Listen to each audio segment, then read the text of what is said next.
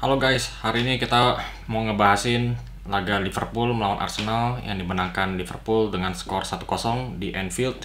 Laga yang cukup ketat, kedua tim sama-sama nggak mau kalah, tapi akhirnya berkat golnya Szoboszlai, gol luar biasa dari free kick, itu yang akhirnya memecah belahkan deadlock kedua tim ini. Jadi pertama-tama kita bahas dulu gaya permainannya Arsenal. Arsenal menggunakan formasi 4-3-3. Kita bisa lihat dari formasi Arsenal dulu.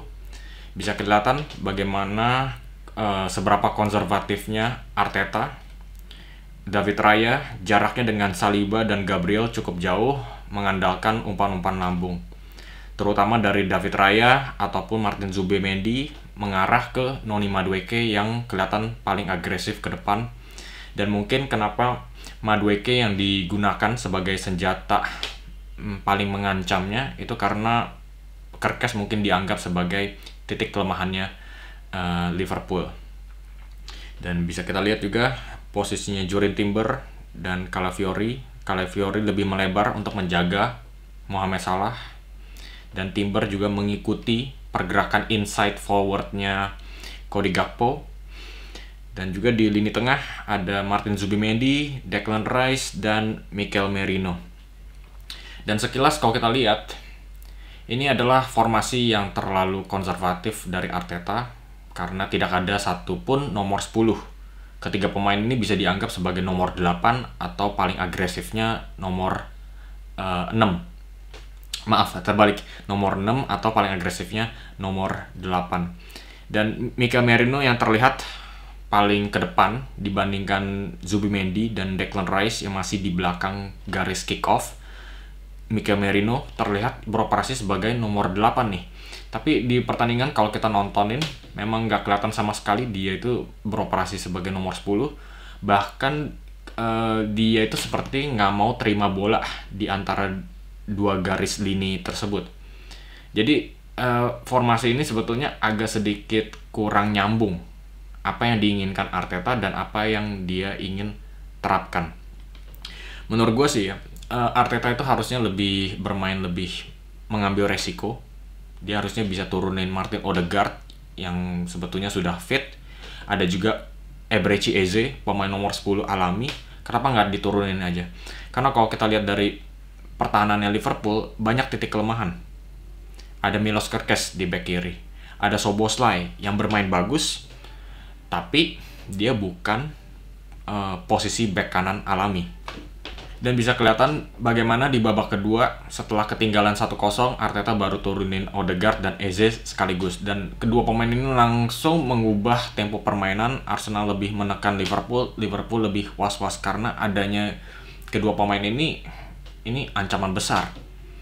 Jadi sungguh disayangkan kenapa Arteta itu terlalu konservatif di bagian-bagian awal pertandingan. Kenapa nggak langsung turunin aja? Karena kalau dia lebih berani, dia mungkin akhirnya bisa memetik 3 poin penuh. Karena ketika Dominik Szoboszlai akhirnya mencetak gol penentu tersebut, Arsenal hanya disisakan waktu 10 menitan saja. Dan sebaliknya kalau kita lihat dari formasi line-up-nya Liverpool, sama juga formasinya 4-3-3. Tapi bisa kelihatan bagaimana Liverpool itu lebih mencoba untuk mendikte tempo. Alisson dan Van Dijk dan Konate jaraknya lebih dekat ketimbang Raya dan Mosquera atau Gabriel Magalhaes. Dan juga kita bisa lihat dari posisinya Gravenberch, hanya dia sendiri yang menjadi pivot di belakang garis kick-off, sedangkan McAllister dan Wirtz lebih maju ke depan ketimbang dengan Arsenal yang menggunakan 2 pivot. Dari sana bisa kelihatan bagaimana Liverpool kelihatan lebih mengambil resiko dan lebih berinisiatif untuk memetik 3 poin penuh. Jadi kalau kalian mau mengkritik Arteta, menurut gue sah-sah aja karena ya siapa suruh nggak mencoba untuk mengambil inisiatif terlebih dahulu. Ya mungkin bisa dimengerti lah ya, was-wasnya itu datang ke Anfield, partai away, dapat 1 poin saja itu juga sudah cukup berarti bagi Arteta. Bahkan kalau nggak ada golnya Szoboszlai, Arteta mungkin bisa dibilang dia menjadi masterclass melawan Liverpool, bisa mengambil 1 poin. di laga tandang ini. Tapi karena berkat golnya Szoboszlai, narasi cerita pun juga harus berubah. Dan yang harus kita bicarakan adalah satu pemain yang bermain sangat baik kemarin itu, yaitu Dominik Szoboszlai, karena dia harus bisa mengisi peran baru di mana Frimpong dan Bradley juga masih belum fit. Jadi Dominik Szoboszlai yang harus diturunkan. Tapi dia nggak cuma harus mengisi posisi baru aja, tapi dia juga harus bisa bermain baik melawan Gabriel Martinelli dan juga Eberechi Eze. Ini bukan tugas yang mudah. Sebelumnya kita tahu Liverpool itu mengandalkan Trent Alexander-Arnold di posisi bek kanan. Nah, gue dari dulu udah bilang Trent Alexander-Arnold itu sebetulnya bukan pemain bek kanan biasanya. Dia itu seperti pemain midfielder yang bermain di posisi bek kanan. Karena dari posisi ini Liverpool sangat mengandalkan kemampuannya dia mendikte tempo dari garis belakang.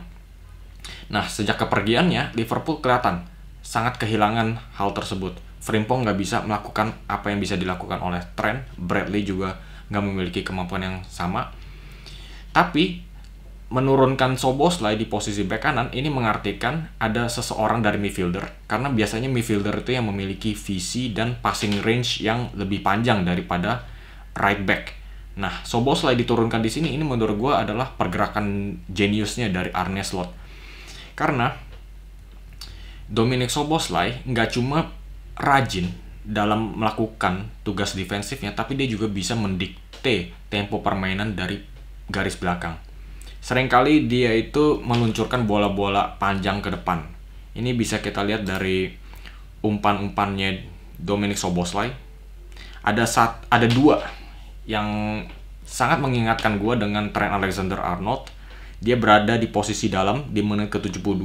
Dia langsung meluncurkan umpan lambung sangat panjang ke jantung pertahanan Arsenal. Bola itu diterima oleh Florian Wirtz dan Liverpool langsung bisa menyerang jantung pertahanan. Arsenal langsung kelihatan keteteran, langsung buru-buru balik. Tapi sayangnya Mohamed Salah gagal menyelesaikan kesempatan tersebut. Tapi itu adalah salah satu contoh bagaimana Dominik Szoboszlai dari posisi dalam bisa memainkan perannya Trent Alexander-Arnold. Dan juga ada satu kesempatan lagi nih. Curtis Jones kalau nggak salah yang melakukan line breaking run dari garis belakang maju ke depan. Saat itu bola masih dipegang oleh Wirtz di posisi kick-off tersebut, tapi dia nggak bisa kelihatan dari posisi blind spot ini. Jadi hanya Dominik Szoboszlai yang bisa melihat pergerakannya Curtis Jones. Dia masuk ke bagian midfield, posisi alaminya dari posisi right back. Jadi perannya dia itu juga bisa menjadi inverted fullback. Wirtz kasih bola ke Szoboszlai dan Szoboszlai yang melihat pergerakannya Curtis Jones langsung melakukan first time pass. Nah, mungkin kalau pemain bek kanan alami yang bermain di posisi ini, mungkin dia nggak bisa melihat operan tersebut. Tapi karena Szoboszlai sudah berpengalaman bermain sebagai midfielder, itu bukan umpan yang mustahil. Dan ketika dia melesatkan umpan tersebut, Curtis Jones bisa langsung menyerang ke lini pertahanan Arsenal. Dan untuk melengkapi analisa kita hari ini, di mana kita menyamakan Szoboszlai dan Trent, yang membuat gol penentunya pun itu juga adalah dari free kick Szoboszlai. Nah, seusai laga, Dominik Szoboszlai diminta komentarnya. Dan dia bilang bahwa dia selama ada Trent, dia itu selalu menunggu momen yang tepat untuk bisa mengambil free kicknya. Karena kita tahu, selama ada Trent yang selalu menjadi pengambil free kick utamanya Liverpool. Tapi dia tahu, dia tuh sebetulnya ada kemampuan untuk bisa mengambil free kick tersebut, tapi dia harus menunggu momen tersebut. Dan sekarang baru muncullah momen tersebut karena nggak ada Trent, Szoboszlai yang mengambil alih. Dan bisa kita lihat posisi 0-0, Liverpool dan Arsenal berada di posisi deadlock, butuh momen spesial dan juga butuh pemain spesial yang bisa memecahkan deadlock tersebut. Di awal video gue sempat bilang Arsenal membutuhkan pemain kreativitas, pemain spesial yang bisa memecah belah deadlock pertandingan sulit ini. Dan ternyata itulah yang menjadi difference maker, karena Liverpool memiliki banyak sekali pemain difference maker ketimbang Arsenal. Arsenal terlalu konservatif. Dari Declan Rice, mungkin Declan Rice bisa dibilang difference maker, tapi dia bermainnya juga konservatif. Di sampingnya Zubimendi. Merino bisa apa?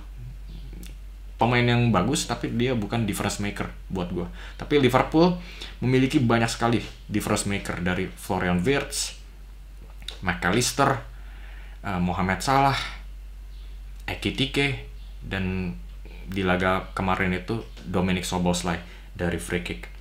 Dan juga kenapa Szoboszlai yang baru bisa bersinar melawan Arsenal itu menurut gue karena sebelumnya lawan Newcastle, Szoboszlai itu kelihatan nggak bersinar-sinar aja, walaupun dia juga bermain di posisi back kanan loh. Itu karena Newcastle lebih agresif melakukan high pressing terhadap Szoboszlai, jadi perannya itu lebih meredup.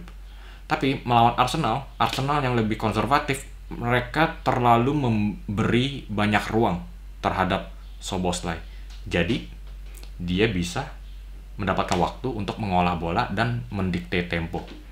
Begitulah analisa Liverpool 1, Arsenal 0. Terima kasih sudah menyaksikan.